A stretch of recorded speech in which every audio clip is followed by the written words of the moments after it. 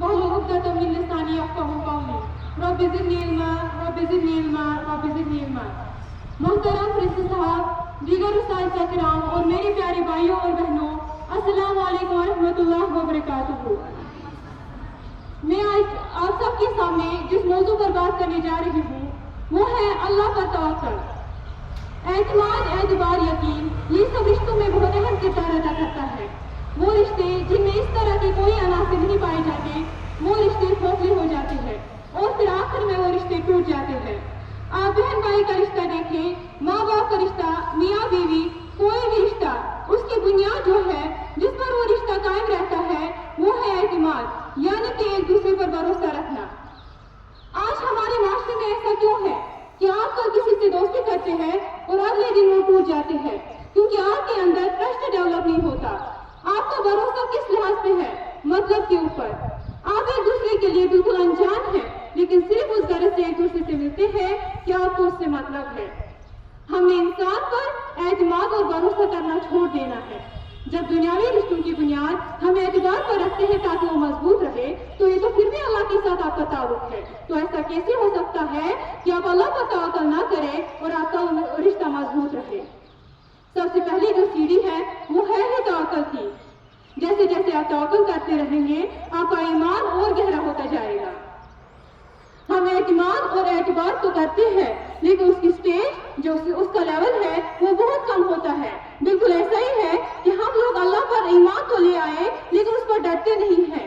ہم نے یہ زبان سے اقرار کر لیا، دل سے اس چیز کو قبول کر لیا لیکن اس پر ہم ڈرتے نہیں۔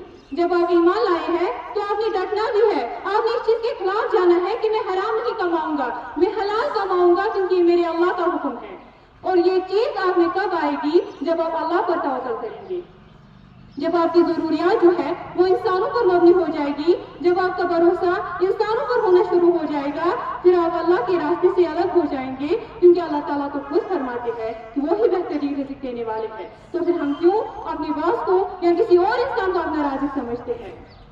ٹھیک ہے آپ کا تعلق ہے ان سے لیکن آپ ان کو ہی سب کچھ نہ مت سمجھے۔ یہ خوف کا جو بت ہے اس کو آپ توڑیں کہ ہم نے صرف اللہ سے ڈرنا ہے، اللہ پر توکل کرنا ہے کہ اللہ تعالیٰ مجھے رزق دیں گے۔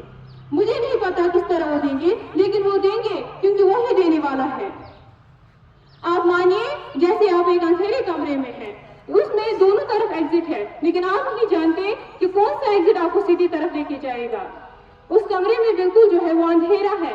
اس حالت میں اب آپ یہ سوچیں کہ میرا اللہ اس کمرے سے مجھے رہنمائی کرے گا اور مجھے نکالے گا اس حالت سے۔ یہ ہے توکل کہ کچھ بھی آپ کو کہیں سے نظر نہیں آ رہا، کوئی امید نظر نہیں آ رہی، کوئی راستہ نظر نہیں آ رہا لیکن پھر بھی آپ کا ایمان ہونا کہ اللہ تعالیٰ مجھے اس مشکل سے نکالیں گے اور صرف وہی نکال سکتے ہیں، اس کو بولتے ہیں توکل۔ اور یہی توکل دیکھیے یہی نبیوں میں پایا گیا۔ کوئی ایسا نبی نہیں آیا دنیا میں جس نے اللہ پر توکل نہ کیا ہو۔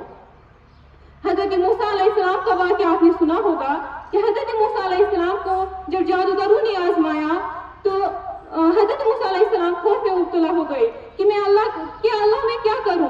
اللہ سے انہوں نے کہا کہ اللہ تعالیٰ میں کیا کر سکتا ہوں؟ تو اللہ تعالیٰ نے کہا موسیٰ اپنا جو ڈنڈا ہے لکڑی کا اس کو زمین پر پھینکو۔ تو حضرت موسیٰ علیہ السلام سوچتے کہ یہ لکڑی کا ڈنڈا اور اس کو میں پھینکوں گا تو کیا ہو جائے گا؟ لیکن حضرت موسیٰ علیہ السلام نے اللہ پر توکل کیا اور اللہ پر بھروسہ کرتے ہوئے اس ڈنڈے کو جب زمین پر پھینکا تو اژدہا بن گیا اور اس طرح حضرت موسیٰ علیہ السلام نے وہاں سے نجات پائی۔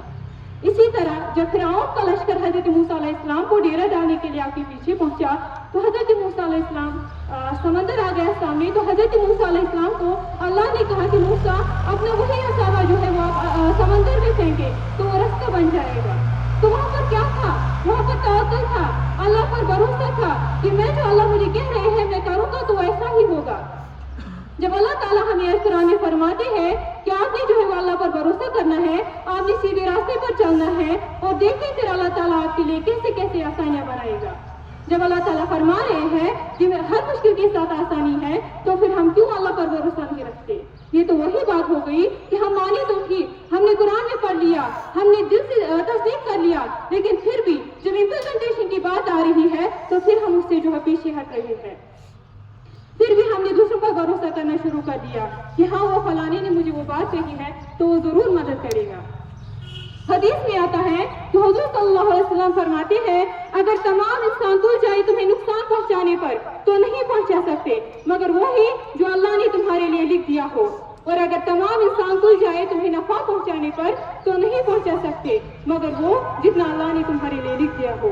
تو انسانوں سے کیا اچھا رہنا، انسانوں سے کیا امید لگانا، انسان سے کوئی امید نہ لگائے، صرف اللہ تعالیٰ سے امید لگائے، اپنی امیدیں اپنی توقع صرف اللہ تعالیٰ سے رکھے۔ اللہ کے بغیر انسان تصور ہی نہیں کر سکتا کہ وہ اپنی زندگی کے بارے میں سوچ سکے۔ جب اللہ تعالیٰ فرما رہے ہیں کہ میں تمہارا رازق ہوں تو پھر ہم اپنے مسائل کسی اور کے آگے کیوں پھیلا رہے ہیں، ہم اپنی مشکلات کسی اور کے سامنے کیوں رکھ رہے ہیں؟